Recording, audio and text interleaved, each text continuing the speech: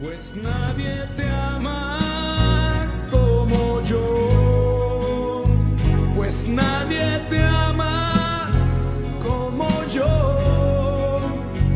Mira la cruz, esa es mi más grande prueba.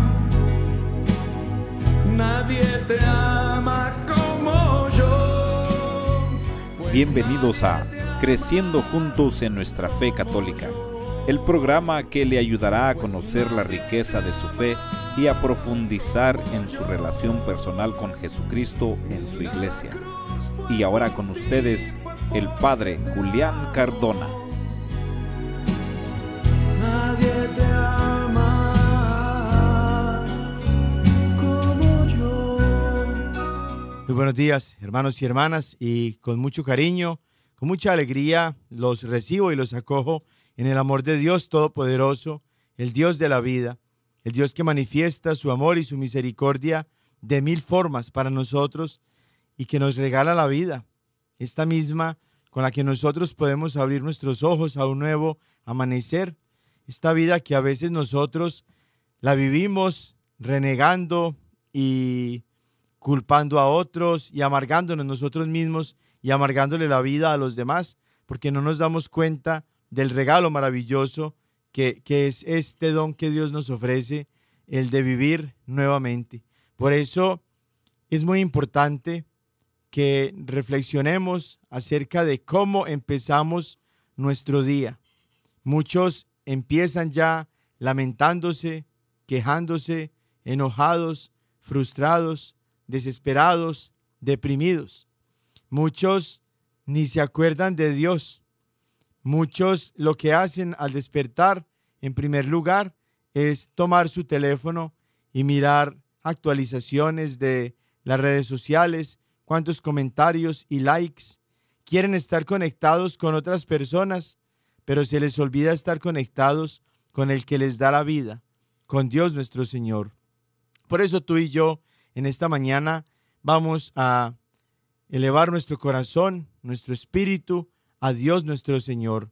Y lo vamos a hacer dándole gracias a Dios por su misericordia, por su amor, porque todo su poder lo pone Dios con la humildad que lo caracteriza, podríamos decir, al servicio de nosotros, para que podamos descubrir cuánto nos ama Dios. Si miramos, por ejemplo, la creación, si miramos nuestro cuerpo, si miramos las cosas que acontecen en nuestra vida, vamos a poder darnos cuenta que todo sucede por gracia de Dios. Por eso quiero tomar para la oración el Salmo 8, que es un salmo que canta el poder y la misericordia de Dios en su creación. Cuando el salmista miraba y contemplaba las cosas creadas, a través de ellas podía reconocer la grandeza, la majestad, la superioridad del creador de todas esas cosas tan hermosas que encontraba en la naturaleza. Y también tú y yo, en esta mañana, vamos a partir de la creación para darle gracias a ese Dios todopoderoso, creador del cielo y de la tierra, quien es además nuestro Padre común. En el nombre del Padre, y del Hijo, y del Espíritu Santo. Amén. Señor, dueño nuestro, qué admirable es tu nombre en toda la tierra. Cuando contemplo el cielo, obra de tus manos, la luna y las estrellas que has creado, ¿qué es el hombre para que te acuerdes de él? El ser humano para darle poder. Lo hiciste poco inferior a los ángeles, lo coronaste de gloria y dignidad, le diste el mando sobre las obras de tus manos, todo lo sometiste bajo sus pies, rebaños de ovejas y toros, y hasta las bestias del campo, las aves del cielo, los peces del mar, que trazan sendas por las aguas. Señor, dueño nuestro, qué admirable es tu nombre en toda la tierra. Gloria al Padre, y al Hijo, y al Espíritu Santo, como era en el principio, ahora y siempre, por los siglos de los siglos. Amén. En este domingo 29 del tiempo ordinario, el evangelio que la iglesia nos propone para nuestra oración y meditación lo tomamos de Mateo, capítulo 22, versículos del 15 al 21. En aquel tiempo se reunieron los fariseos para ver la manera de hacer caer a Jesús con preguntas insidiosas en algo de que pudieran acusarlo. Le enviaron pues a algunos de sus secuaces junto con algunos del partido de Herodes para que le dijeran: Maestro, sabemos que eres sincero y enseñas con verdad el camino de Dios y que nada te arredra, porque no buscas el favor de nadie. Dinos pues, ¿qué piensas? ¿Es lícito o no pagar el tributo al César? Conociendo Jesús la malicia de sus intenciones, les contestó: Hipócritas, ¿por qué tratan de sorprenderme? Enséñenme la moneda del tributo. Ellos le presentaron una moneda. Jesús les preguntó: ¿de quién es esta imagen y esta inscripción? Le respondieron: del César. Y Jesús concluyó: den pues al César lo que es del César, y a Dios lo que es de Dios. Palabra del Señor. Gloria a ti, Señor Jesús. El tema fundamental del Evangelio el día de hoy es en relación a la discusión sobre el tributo al César o el impuesto que se debía pagar al César. Discusión esta que se sostiene, según el evangelista San Mateo, entre Jesús y sus enemigos, los cuales le tienden una trampa con el fin de poner a la gente en su contra. Si Jesús reconocía que había que pagar el impuesto a Roma, iban a mover a la gente en contra de Jesús, o podían denunciarlo a las autoridades romanas si Jesús negaba la obligación de pagar el tributo o el impuesto. Recordemos que en tiempos de Jesús, toda esta área geográfica que corresponde al país de Israel era un territorio ocupado y dominado por el Imperio Romano, y que el tributo que los judíos tenían que pagar a Roma en moneda romana era una forma práctica de sometimiento al César. Es decir, a través de pagar el tributo o el impuesto de la nación dominada, que en este caso era Israel, a los dominadores, al Imperio Romano. Con esto, en la práctica, se estaba manifestando la situación política y social de toda esta área, de todo este país. Estaban dominados, sometidos al poder del César romano. Los judíos estaban divididos entre aquellos que colaboraban con los que estaban invadiendo y dominando a su país, que eran los saduceos. También los rebeldes, que eran aquellos que, como grupos insurgentes, grupos guerrilleros, iban en contra de ese dominio imperial del Imperio Romano, que era este grupo conocido como los celotas o celotes. Y aquellos que eran como la mayor población del país, aquellos que muy a su pesar aceptaban la situación que se estaba presentando.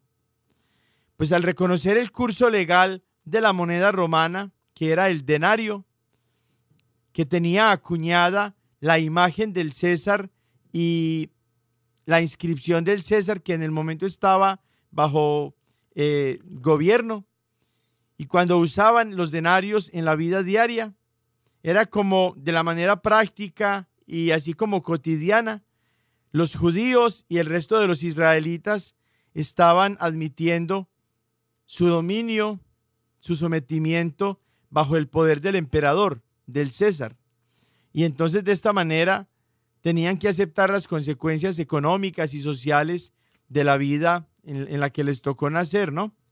Hay una primera enseñanza muy hermosa en este contexto en el que nos presenta el evangelista San Mateo la discusión de Jesús con estos hombres que le querían poner una trampa.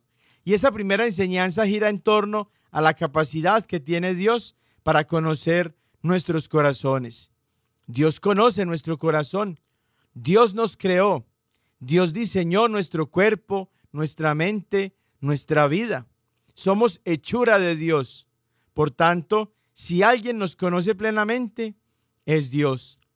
Y a veces nosotros en nuestra propia vida moral y espiritual queremos ocultarnos de la mirada de Dios, o pensamos que podemos ponerle excusas y justificaciones a Dios como si Dios se dejara engañar al estilo de los hombres.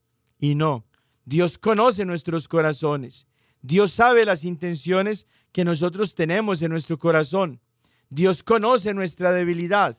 Dios conoce nuestros pecados. Por eso es importante que en el sacramento de la confesión, con humildad, nosotros reconocemos los pecados que cometemos y se los revelamos a Dios, no porque Él no los conozca, sino porque nosotros nos acusamos a nosotros mismos de nuestros pecados con humildad, mostrando el dolor de haber pecado para que Dios entonces nos perdone.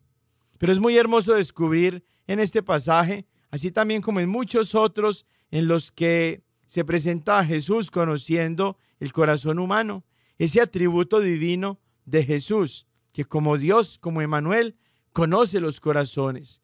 Y así como lo hacía en su momento cuando estaba caminando con nosotros en esta tierra, así también lo hace ya cuando desde el cielo conoce las intenciones de nuestro corazón, para que no tengamos la idea absurda de querer engañar a Dios, de querer poner excusas y justificaciones a las cosas malas que hacemos o a las cosas buenas que dejamos de hacer, y que más bien con sinceridad abramos nuestro corazón a Dios en la oración.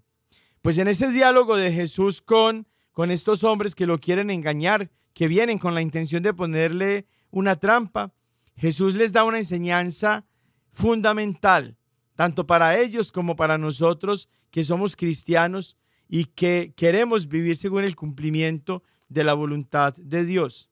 Lo que Jesús les dice es que el tributo o el impuesto al César se debe pagar, porque la imagen de la moneda que se usa para pagar este tributo o impuesto es del César. Por eso dice Jesús, denle al César lo que es del César. El tributo, Jesús está afirmando que hay que pagarlo porque es una de las obligaciones morales, sociales, cívicas que todo ciudadano, que todo habitante de un país cualquiera debe asumir. Pero Jesús no quiere quedarse en la sola discusión financiera o económica y en ese orden pues simplemente humano, sino que Jesús quiere elevar el nivel de la conversación a algo mayor para darles a estos interlocutores suyos una enseñanza mucho más profunda y a nosotros también desde la fe. El hombre, todo hombre, lleva en sí mismo otra imagen, la de Dios. Si los denarios que se usaban para pagar el tributo, el impuesto al César, tenían la imagen del César, nosotros como seres humanos, todo ser humano, todo hombre y toda mujer, llevamos en nosotros mismos otra imagen, la imagen de Dios. Y por tanto, a Él y solo a Él, cada uno de nosotros debe su existencia. Por eso empezábamos esta oración y esta catequesis reconociendo justamente que todo lo que nosotros somos y tenemos procede de Dios. Y por eso elevábamos a Dios una oración de gratitud, de agradecimiento. Los padres de la iglesia, que son todos aquellos discípulos directos de los apóstoles en esa primera generación de cristianos en la comunidad cristiana de la iglesia primitiva, basándose los padres de la iglesia en el hecho de que Jesús se refiere a la imagen del emperador impresa en la moneda del tributo, interpretaron este paso a la luz del concepto fundamental del hombre creado a imagen de Dios, contenido en el primer capítulo del libro del Génesis. Miren que nosotros, a diferencia de todos los otros seres de la creación, tenemos el privilegio, la dignidad de ser imagen y semejanza de Dios. Así lo dice Génesis capítulo 1, versículo 26, cuando en el momento de la creación Dios dice para sí mismo en esa comunidad de amor del Padre, el Hijo y el Espíritu Santo, hagamos al ser humano a nuestra imagen y semejanza. Dios quiso que tú y yo fuéramos imagen y semejanza suya. Nosotros somos un reflejo de la presencia y del amor de Dios. Nosotros somos la imagen más perfecta de Dios. Para aquellos que piensan que las imágenes son ídolos y que todavía con ese pensamiento tan primitivo, tan absurdo, tan ignorante, afirman que las imágenes de las que habla la Biblia son ídolos y que por tanto no se puede tener imágenes porque las imágenes son ídolos. Se les olvida a ellos que nosotros somos imagen de Dios, imago Dei, se dice en latín. Somos imagen y semejanza de Dios. A Dios se le ocurrió, podríamos decir, a Dios le dio la gana de hacer una imagen de sí mismo y nos hizo a nosotros, hombres y mujeres.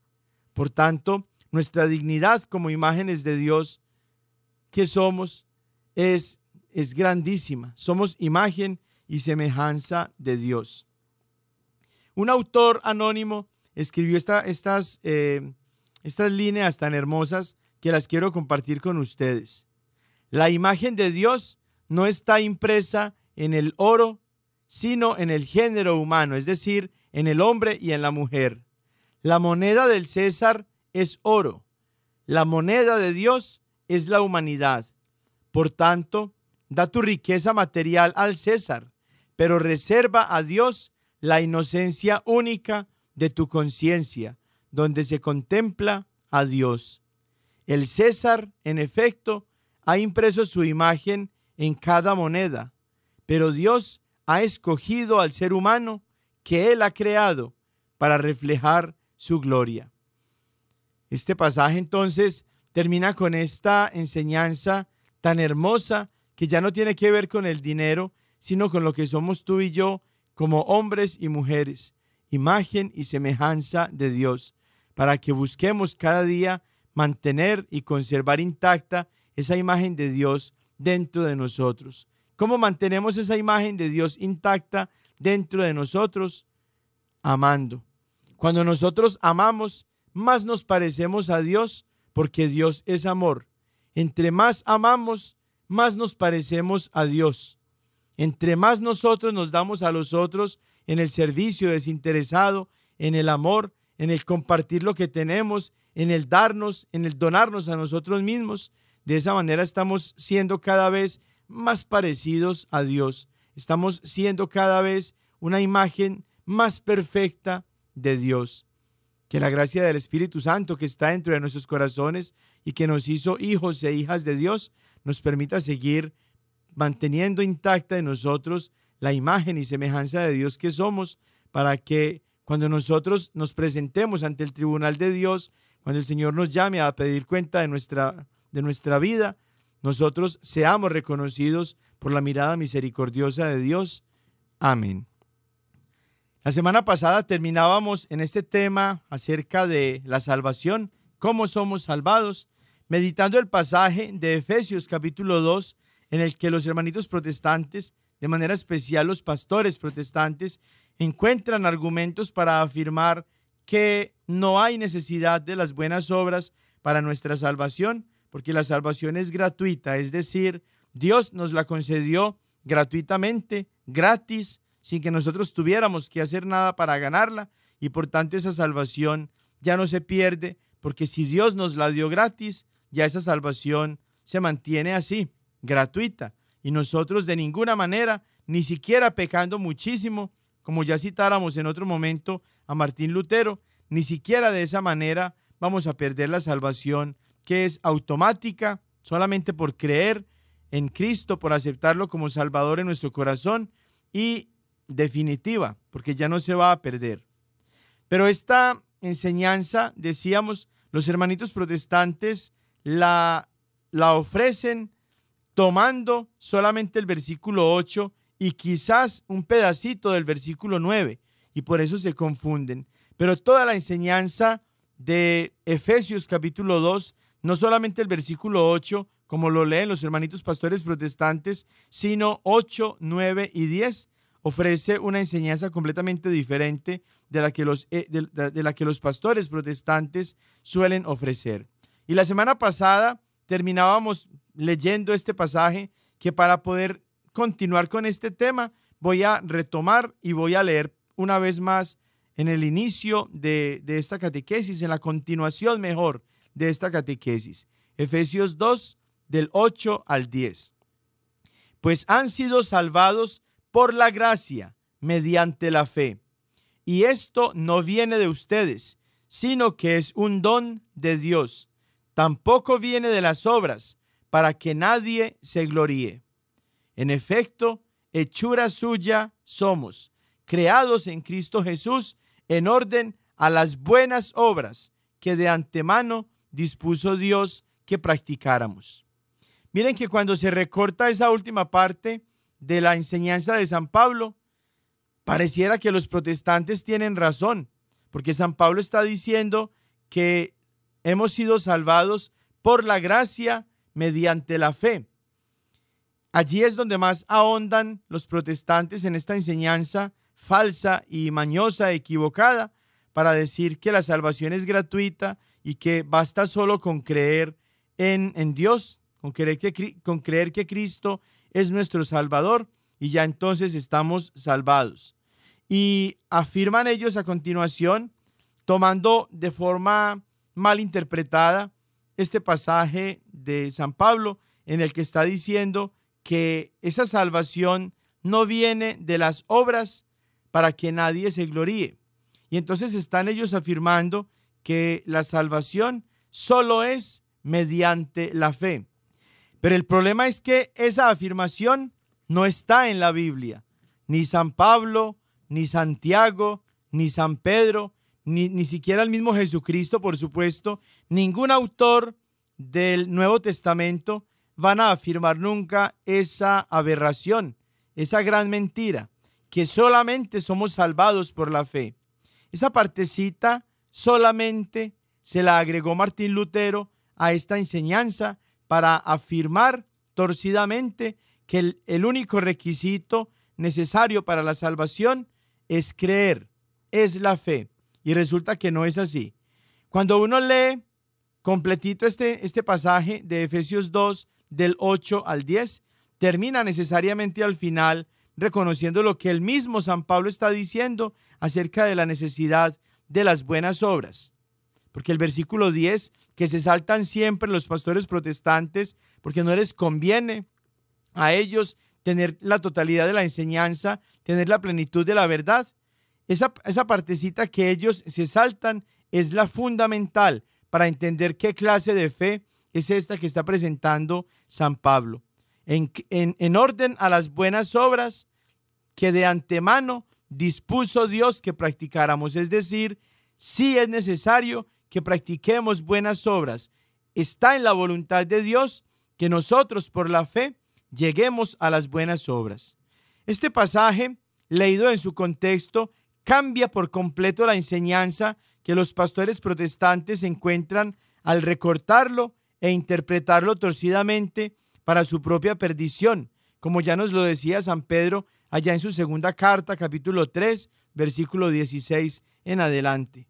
Aquí San Pablo habla de una fe muy distinta a la que, según afirman ellos, no necesita de las buenas obras para alcanzarnos la salvación.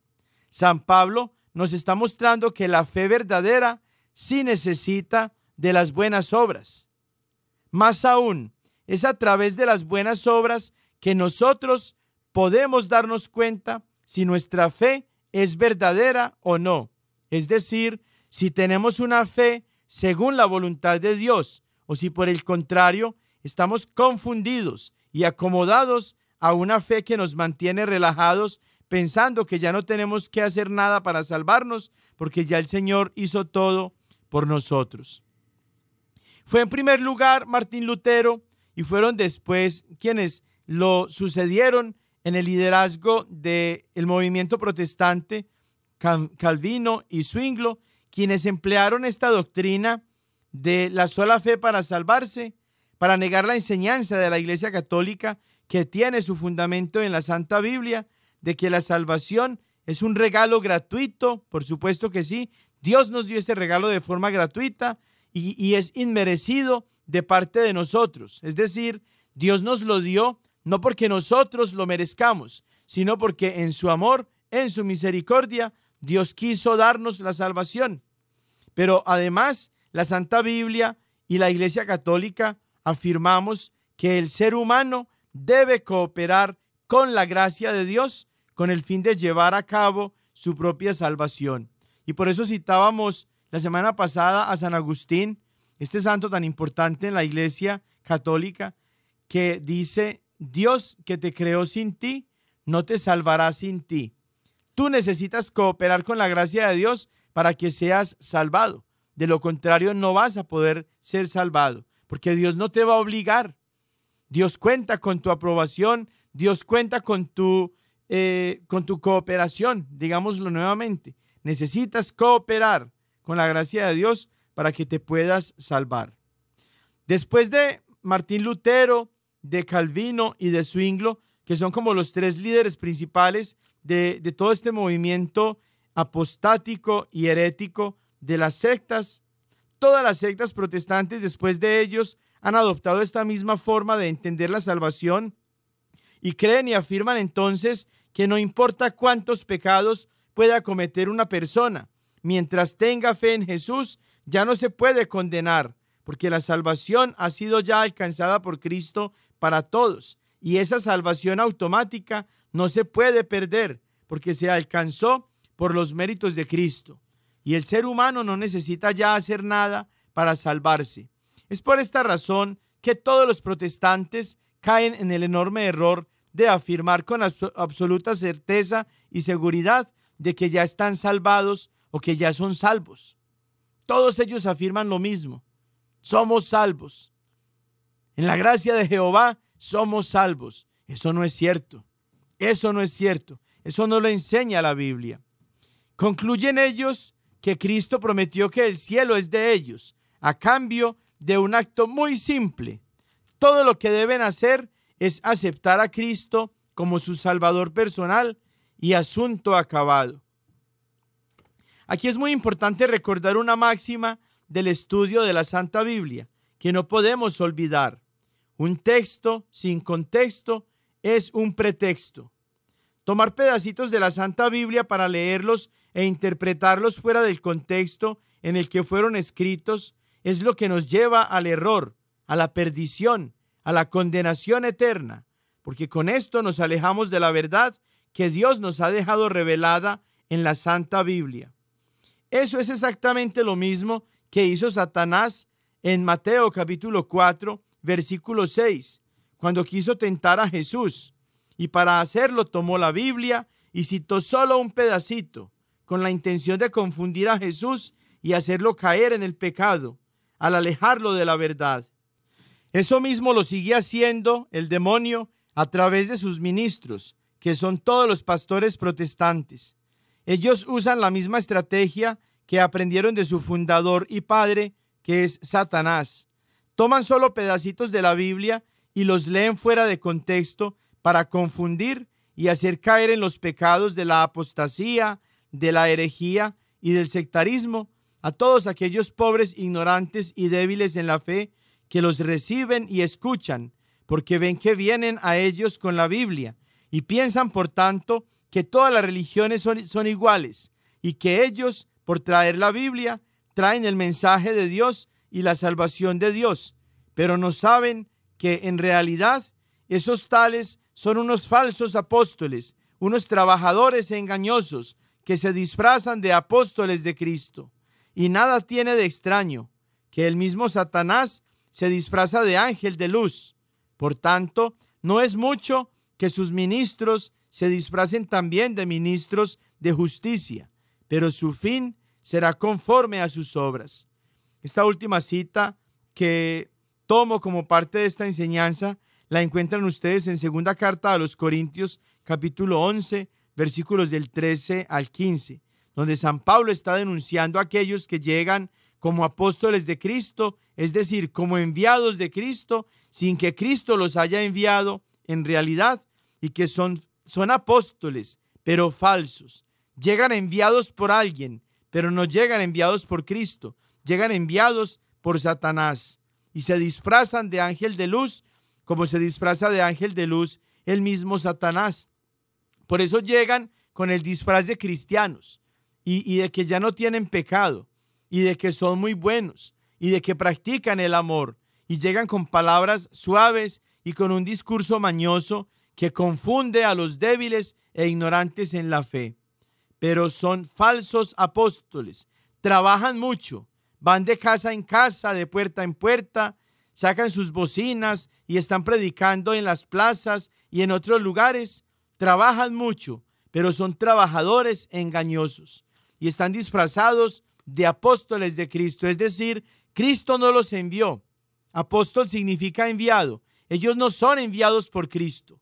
Los envía el demonio, pero ellos llegan disfrazados como ángeles de luz, llegan disfrazados como cristianos, llegan disfrazados como personas que ya no tienen pecado, pero su final será conforme a sus obras.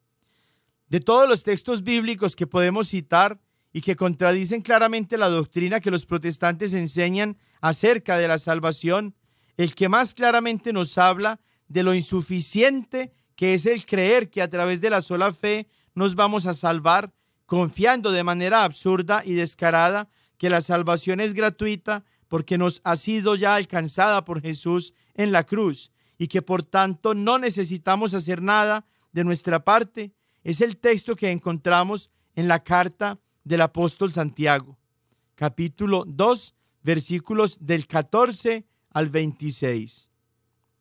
¿De qué sirve, hermanos míos, que alguien diga, tengo fe, si no tiene obras? ¿Acaso podrá salvarle la fe? Si un hermano o una hermana están desnudos y carecen del sustento diario, y alguno de ustedes les dice, vayan en paz, caliéntense y hártense, pero no le dan lo necesario para el cuerpo, ¿de qué sirve? Así también la fe, si no tiene obras, está realmente muerta. Y al contrario, alguno podrá decir, ¿tú tienes fe? Pues yo tengo obras. Pruébame tu fe sin obras, y yo te probaré por las obras mi fe. ¿Tú crees que hay un solo Dios? Haces bien. También los demonios lo creen y tiemblan. ¿Quieres saber tú, insensato, que la fe sin obras es estéril? Abraham, nuestro padre, no alcanzó la justificación por las obras cuando ofreció a su hijo Isaac sobre el altar. ¿Ves cómo la fe cooperaba con sus obras y por las obras la fe alcanzó su perfección? Y alcanzó pleno cumplimiento la escritura que dice, creyó Abraham en Dios y le fue reputado como justicia y fue llamado amigo de Dios. Ya ves cómo el hombre es justificado por las obras y no por la fe solamente. Hermanos y hermanas, no somos justificados por la fe solamente. Somos justificados por la fe que se expresa en las obras. Pruébame, protestante, tu fe sin obras, y yo por mis obras te probaré mi fe. La fe necesita venir acompañada de las obras, si no, es una fe realmente muerta. Así como el cuerpo sin espíritu está muerto, termina Santiago diciendo, así también la fe sin obras está muerta. Hermano protestante, hermano pastor protestante, así como el cuerpo sin espíritu está muerto, así también tu fe sin obras está muerta. Santiago 2, 26. Búscalo en tu Biblia y te vas a dar cuenta que esa fe que tú afirmas torcidamente, que ya te salvó sin que tú tengas que hacer nada, esa fe te está condenando porque es una fe que está muerta. Búscalo en tu Biblia.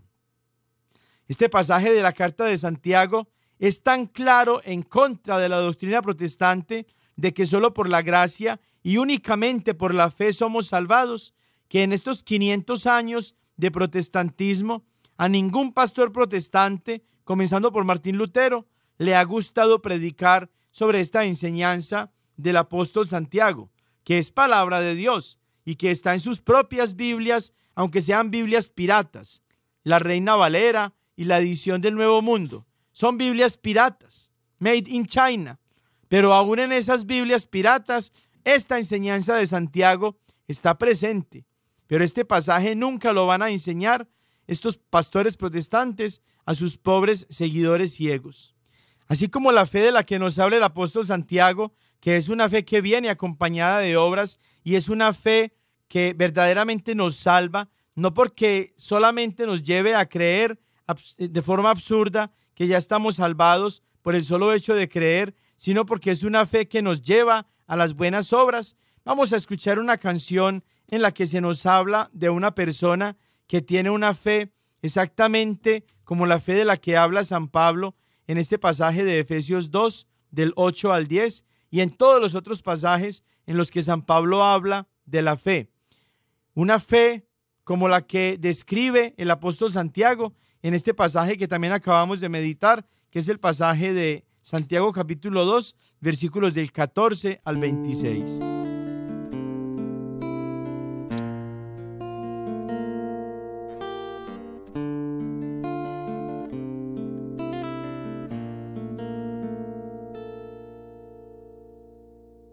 ¿Qué hubiese pasado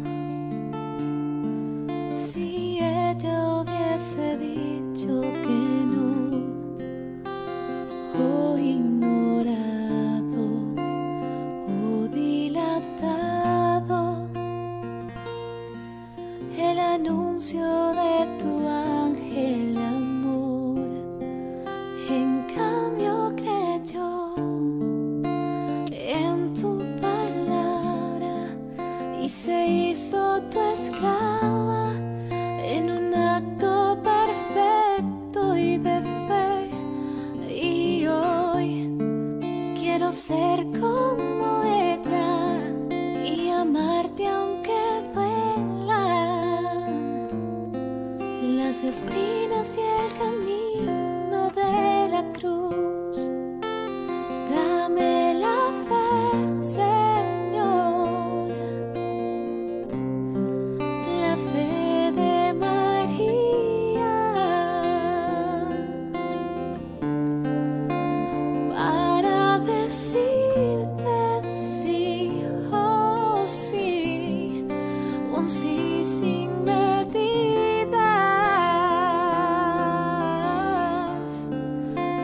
Dame la fe, Señor, la fe de María, para renunciar a mí y entregarte mi vida.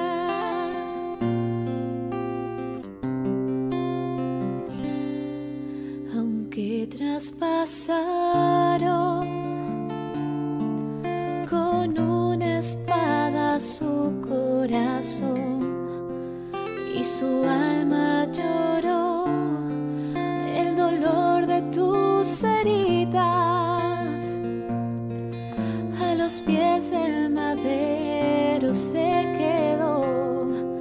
Y hoy ella es nuestra reina y señora, y tú nos incorporas a tu eterna familia de amor.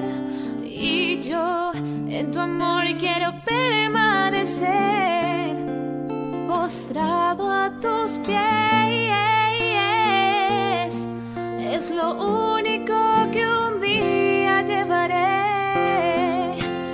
Dame la fe, Señor, la fe de María, para decirte sí, oh sí, un sí sin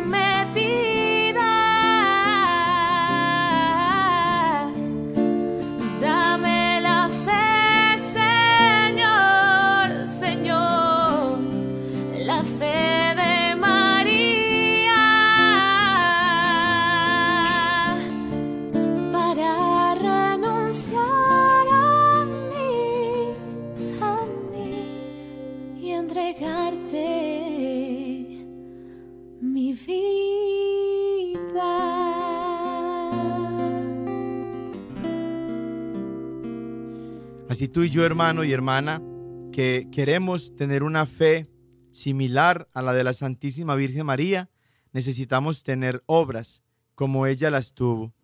Necesitamos tener una fe que sea capaz de mover nuestro corazón, de transformar nuestra vida.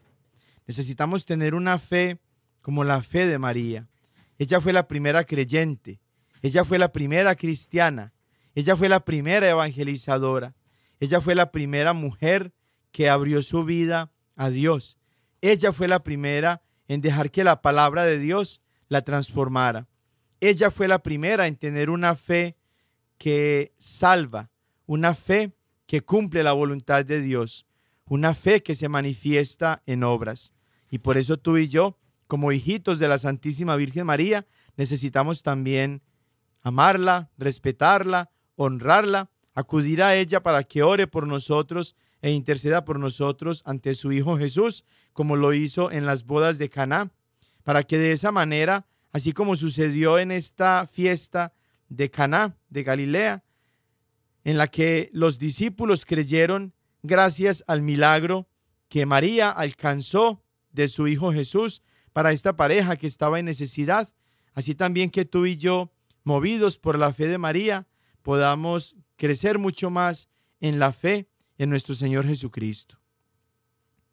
Volviendo pues al pasaje de Efesios capítulo 2, del que los pastores protestantes solo toman el versículo 8 para interpretarlo a su propia conveniencia, necesitamos recordar una última vez que para entenderlo de forma correcta, tal y como el Espíritu Santo lo inspiró a San Pablo, tenemos que leerlo completo.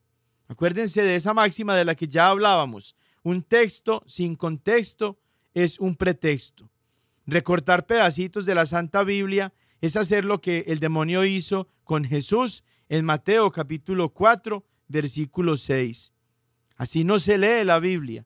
Así no puede uno captar la enseñanza plena de la Sagrada Escritura que el Espíritu Santo ha inspirado en los agiógrafos, es decir, en los escritores sagrados.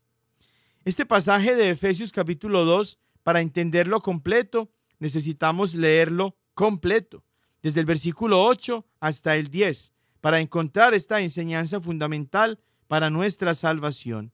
Vamos a leerlo una última vez juntitos para que encontremos la enseñanza maravillosa, necesaria para nuestra salvación, que el Espíritu Santo ha inspirado a través de San Pablo. Efesios 2, del 8 al 10. Pues han sido salvados por la gracia mediante la fe. Y esto no viene de ustedes, sino que es un don de Dios. Tampoco viene de las obras, para que nadie se gloríe. En efecto, hechura suya somos, creados en Cristo Jesús, en orden a las buenas obras que de antemano dispuso Dios que practicáramos. Esta enseñanza de San Pablo es la misma enseñanza que nos brindan todos los otros pasajes que hablan acerca de cómo seremos juzgados por Dios al final de nuestras vidas.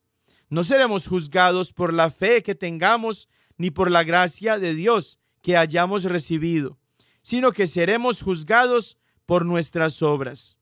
Veamos algunos de estos pasajes. Mateo capítulo 16, versículo 27. Porque el Hijo del Hombre ha de venir en la gloria de su Padre con sus ángeles, y entonces pagará a cada uno según sus obras.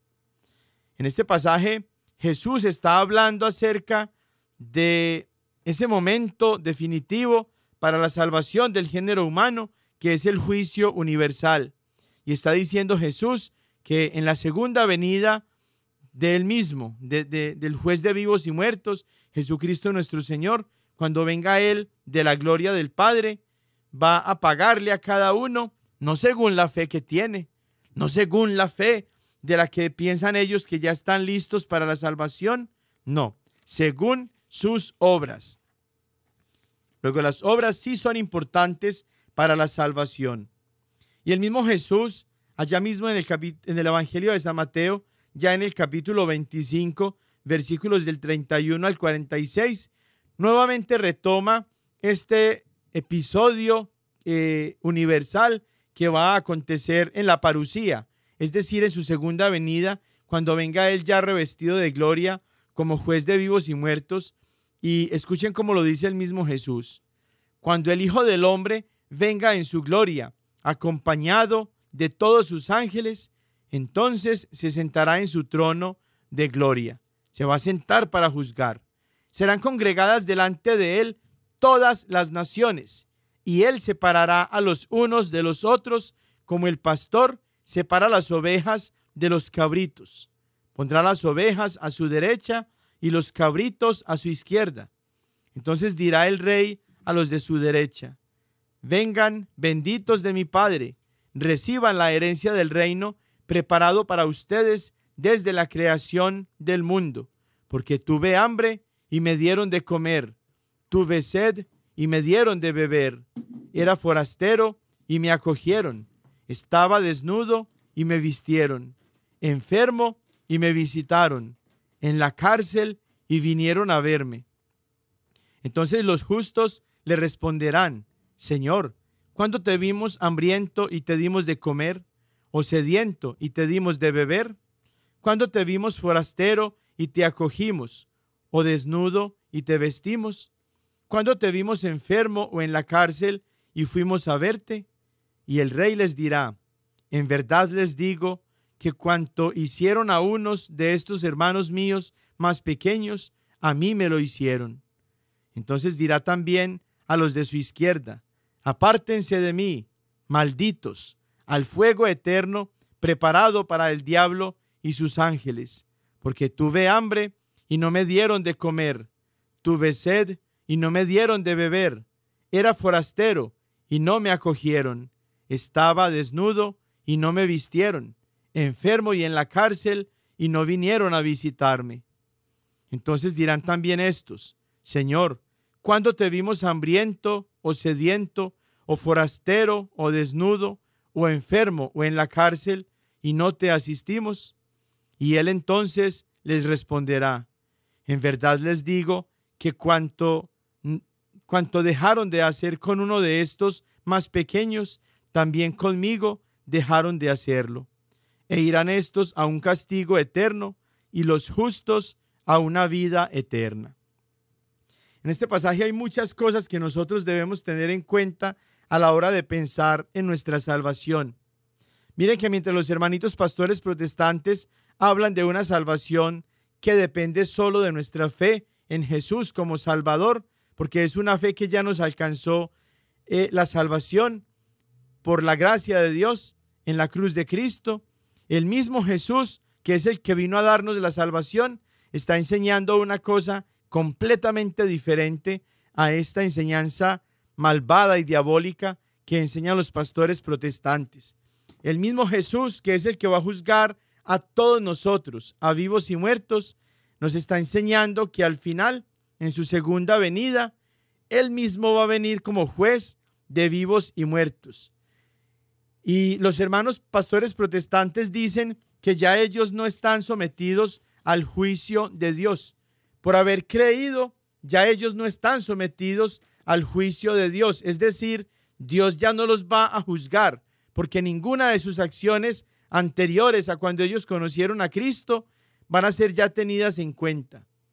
Pero el mismo Jesús contradice esa afirmación diabólica y perversa, porque está diciendo allí Jesús que serán congregadas delante de Él todas las naciones. Es el juicio universal. Todas las naciones van a ser congregadas ante el Señor, juez de vivos y muertos, para ser juzgadas. Y Él va a separar a unos de otros, a los buenos, a los justos, los va a poner a su derecha, a los malos, a aquellos que son perversos y que no cumplieron la voluntad de Dios, los va a poner a la izquierda. Y luego podría uno pensar, siguiendo las enseñanzas de los hermanitos pastores protestantes, que el criterio para la salvación, para quedar a la derecha con los justos, con los salvados, va a ser la fe. Y que el criterio para no quedar en la izquierda con los perversos y con los que se van a condenar es justamente la fe. No, Miren que lo que nos está diciendo el Señor allí mismo es que no es por la fe que vamos a estar a la derecha o a la izquierda. Es decir, no es por la fe que vamos a estar salvados y justificados o vamos a estar perdidos y condenados eternamente. Es por las obras. Miren la invitación de Cristo tan hermosa que le dirige a aquellos que están a su derecha, a aquellos que por tanto se van a salvar. Vengan, benditos de mi Padre, reciban la herencia del reino preparado para ustedes desde la creación del mundo. En el discurso protestante, esta invitación estaría ofrecida a los que tuvieron mucha fe y aceptaron a Jesús como Salvador y lo profesaron con sus labios. Dirían los protestantes: vengan benditos de mi Padre, porque tuvieron una fe en Cristo como Salvador y lo profesaron con sus labios. Pero eso no es lo que dice la Biblia. La Biblia dice: porque tuve hambre y me dieron de comer, tuve sed y me dieron de beber, etc. ¿Qué son todas estas cosas? Buenas obras, caridad, misericordia. Una fe que se manifiesta a través de las obras. Una fe como la fe de María. Y por eso, quienes están a la derecha, por haber practicado esas buenas obras, por haber sido compasivos y misericordiosos, por haber practicado la caridad, se van a salvar.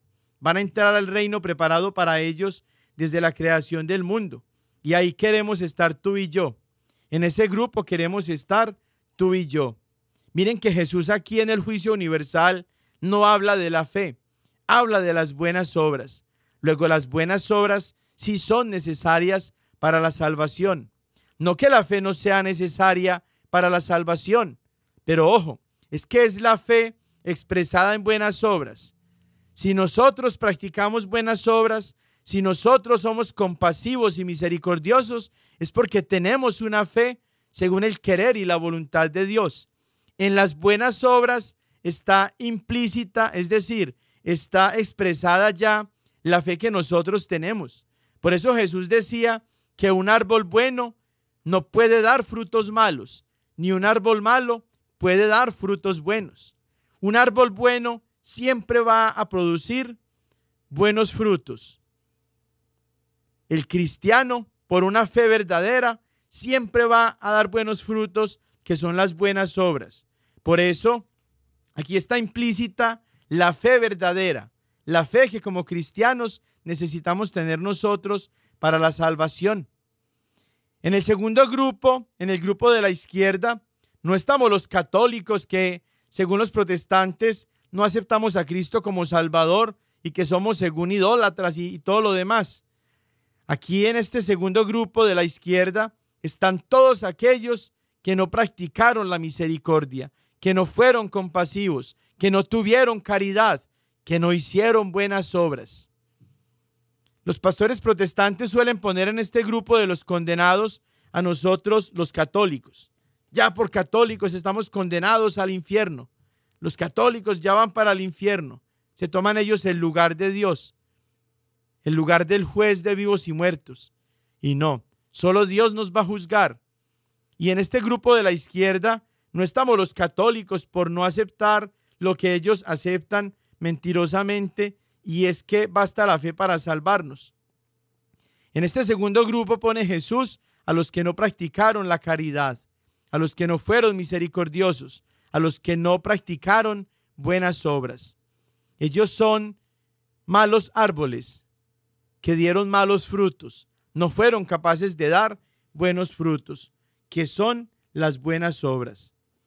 Y miren, hermanos y hermanas, que en este segundo grupo, en el grupo de la izquierda, de los que se van a condenar, cuando condena a Dios a estos pobres que no practicaron buenas obras, les está diciendo que el fuego eterno está preparado para el diablo y sus ángeles.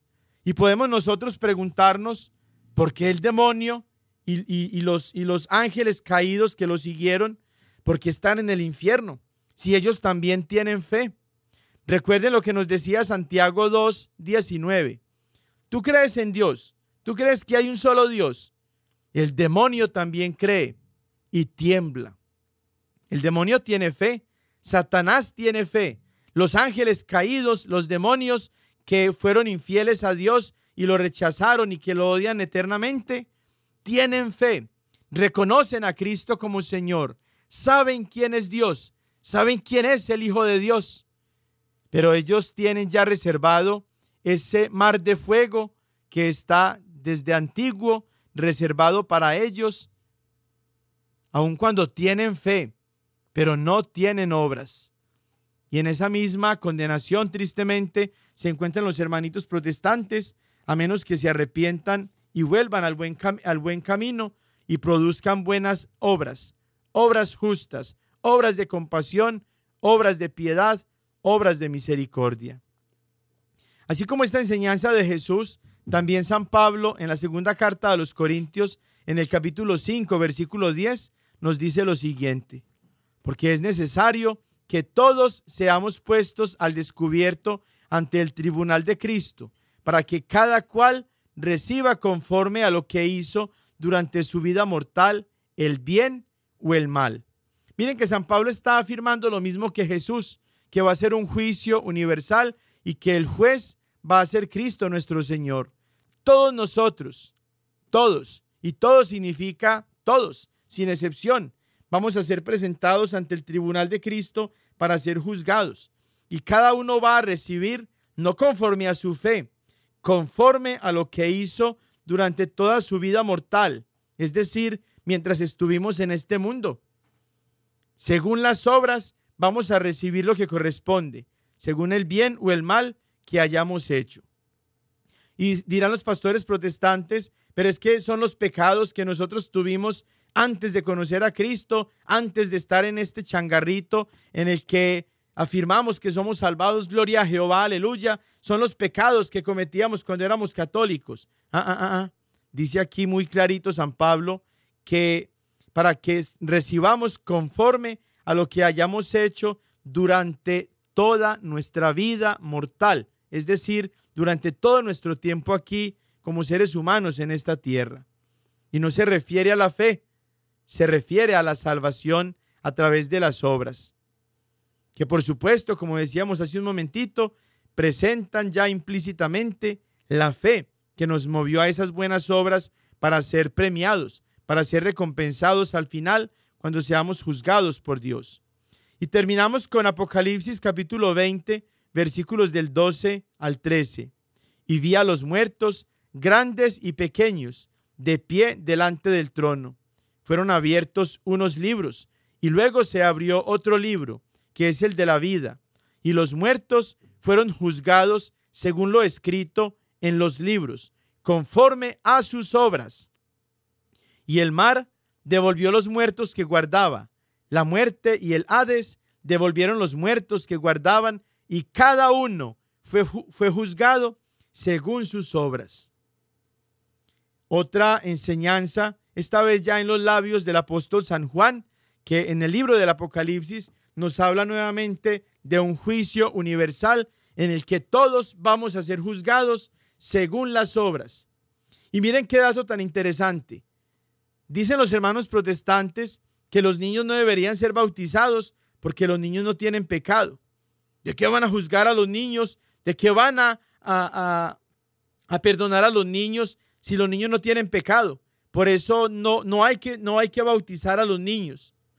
Pero miren lo que dice el apóstol San Juan en este pasaje de Apocalipsis 20, del 12 al 13, de que todos, grandes y pequeños, estaban de pie ante el trono para ser juzgados.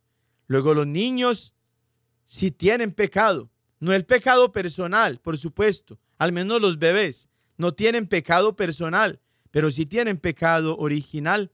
Y esa es una enseñanza bíblica que los hermanos pastores protestantes también niegan, para negar la importancia, la necesidad del bautismo de los niños.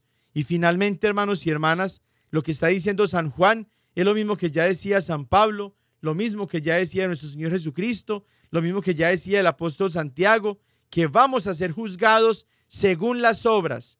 Luego, la fe que nos salva es aquella que viene acompañada de las buenas obras.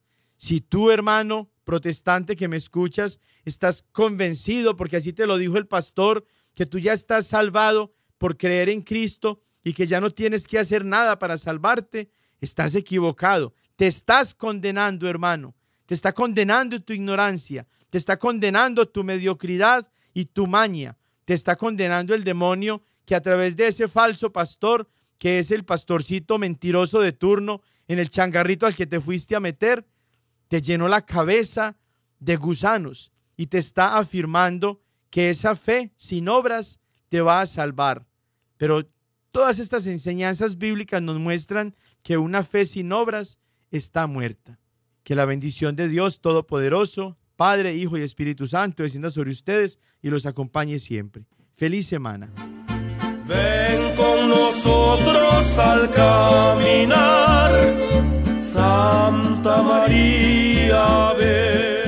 La diócesis de Knoxville y la parroquia de Santo Tomás Apóstol de Lenoir City les agradecemos por habernos acompañado en Creciendo Juntos en Nuestra Fe Católica.